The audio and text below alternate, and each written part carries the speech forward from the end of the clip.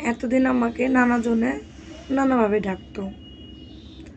আমার তো যদিও নিকনেম লিন্ডা, তো দুটা পার্সন আমাকে বলতো আফরিন নামে, যেহেতু আমার ভালো নাম আফরিন। তারা সবসময় আমাকে আফরিন বলেই ডাকে। আমার একটা বান্ধবী আমাকে আফরিন বলে ডাকতো। আর যেহেতু নিকনেম লিন্ডা, সেটা সচরাচর সবাই এই নামেই ডাকে।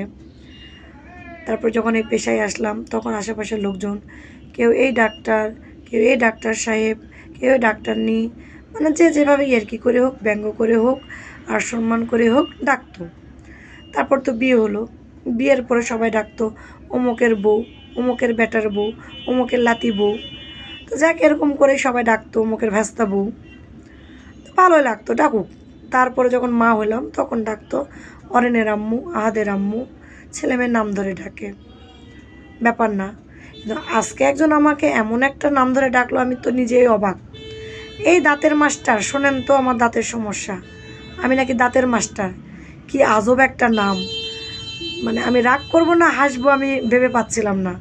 কি আজব নাম, এটা নাকি দাঁতের মাস্টার।